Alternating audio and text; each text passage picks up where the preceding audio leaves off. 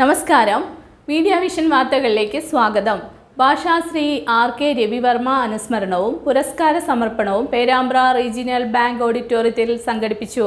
പ്രശസ്ത സാഹിത്യകാരൻ കെ.ഇ.എൻ. കുഞ്ഞമ്മദ് ഉദ്ഘാടനം ചെയ്തു.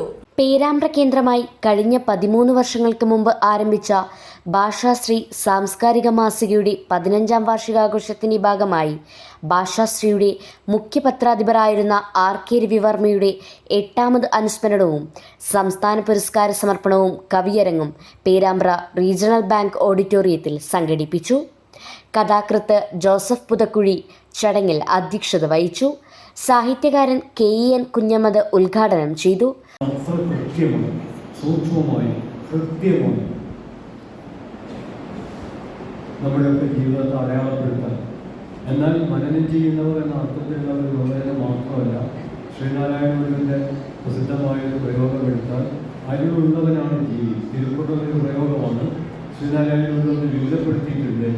അരുൾ, അനുകമ്പ, അമ്പ് ഇതിൻ്റെയൊക്കെ പൊരുൾ ഒന്നാണ് എന്നും അത് ജീവിതത്തെ പ്രകാശപൂർണ്ണമാക്കുന്നു എന്നും അരുളില്ലെങ്കിൽ നമ്മൾ ഒരു മാംസപിണ്ഡങ്ങൾ മാത്രമായി മാറുമെന്നും അദ്ദേഹം സൂചിപ്പിക്കുന്നുണ്ട്.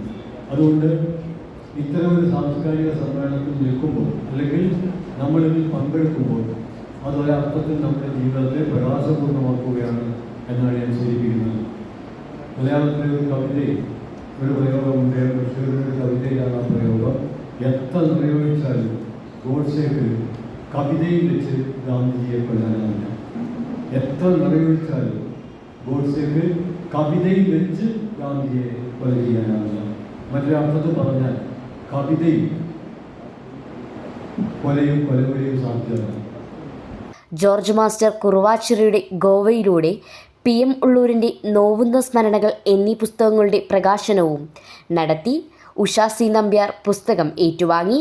രവീന്ദ്രൻ കേളോത്ത്, ചമ്പോളി ശ്രീനിവാസൻ, സലീന്ദ്രൻ പാറച്ചാലിൽ, ജോജോ കായംകുളം സമഗ്ര സംഭാവന ആദരവും ബാലസാഹിത്യ പുരസ്കാരം എസ് കമറുദ്ദീൻ, സുരേന്ദ്രൻ ശ്രീമൂലനഗരം എറണാകുളം എന്നിവർക്കും, സാഹിത്യ പുരസ്കാരം P. Devsha, doctor Benjamin Eso Bathery, Jerin Valsakumar Kannur, Pradeep NV Pattambi, Madhavan Paimbra, Othayamangalath Madanamohanan, Kunhikkanaran Pattonakkandi, P. Radhakrishnan എന്നിവർക്കും സാഹിത്യ പുരസ്കാരം ലഭിച്ചു.